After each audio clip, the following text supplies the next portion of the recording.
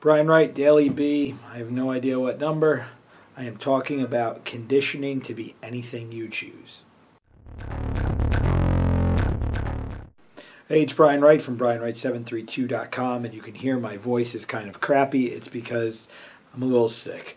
My schedule's been a little rough, not sleeping as much, I'm probably not eating enough, and so I come across a germ, and here you go.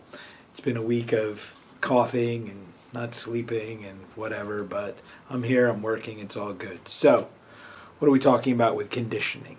Someone asked me the other day, they were like, hey, do you think you can develop discipline if you don't naturally have it? And honestly, I don't think we naturally are disciplined or not. You know, we are born with certain skill sets and talents, but we have the ability to condition ourselves to be anything we choose to be. Our lack of discipline most likely is just due to, our experience. Our ability to be disciplined is due to our experience. So if you're one or the other, it can absolutely change depending upon your circumstance. I know people that were pretty much slobs that didn't take care of anything, that went into the military and they had to take care of every fine detail of everything for so long that just became the new way in which they operated. There's people that just woke up, decided that they're going to be different, and then they just kept forcing themselves to be different until it became their natural state. So my point here is that whatever it is you feel you are that you want to change, or something that you want to add, whatever you feel, you do have the ability to condition yourself to become that. I look at things a lot of times from fighting terms, and there was a time where I wouldn't engage because I was afraid of the pain. The pain bothered me greatly. And it wasn't even that the pain really bothered me. I was so afraid of the pain that it was like this weird thing. Like, it didn't really bother me. But before it would be inflicted, I would be so scared of it that it created this massive amount of stress. And I had a friend who just seemed like Superman to me. And I was like, how do you take the hits? You take hellacious hits and you smile and you're cool with it. And you come back. And I've never seen anyone get hit so hard and just not care. I was like, how do you do that? He said it was really simple. He just laughed at it. He got mad at himself because he didn't feel he was as tough as he needed to be, that the pain was bothering him. So he would laugh. Every time he would get hit, every time he would be in pain, every time whatever, he would just laugh at it. Like, literally, physically laugh. Ha, ha, ha.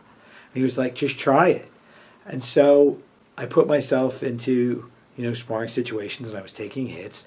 And instead of being afraid of the hit, I was encouraging the hit, and I really allowed myself to laugh at it. And then in not too long a time, none of it bothered me anymore. And there was even a weird time where I was encouraging being hit because I conditioned myself to be in this weird, like, happy zone when I felt pain. Then you temper that so you don't destroy your body. But there are ways that you can trigger your response so that you can change your behavior.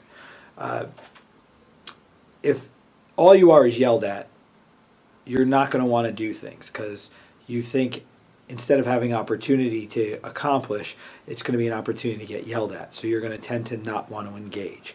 If all you do is get pumped up, you're going to be excited because when someone asks you to do something, it's an opportunity to get more encouragement.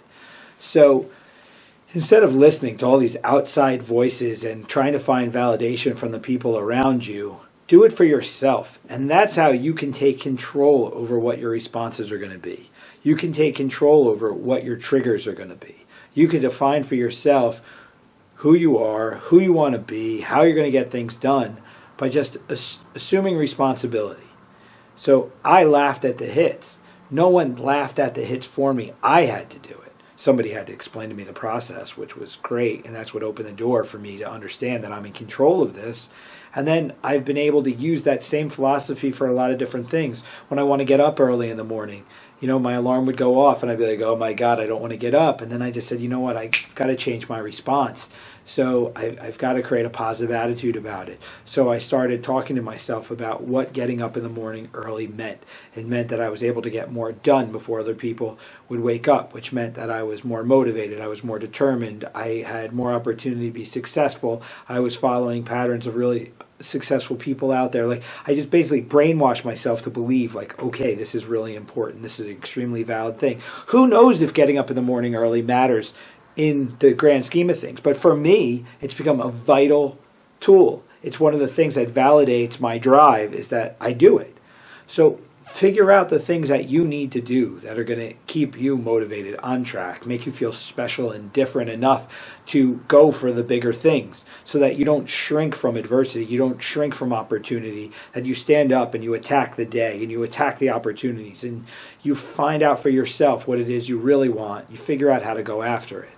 So don't allow the world and its social megaphone to tell you how you're supposed to be. Take control of it and condition yourself. Give yourself the validation. Give yourself the triggers. Define it all. That's just the way it works.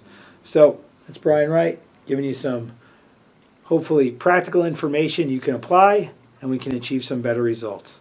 So this is Brian. This is the Daily Bee. And I am out.